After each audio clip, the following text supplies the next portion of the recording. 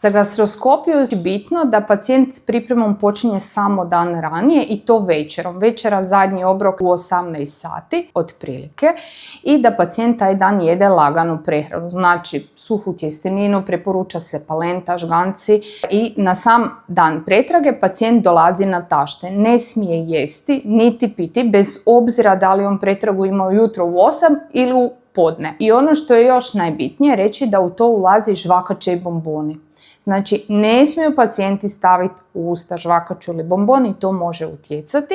I preporuka struke je da ne puše.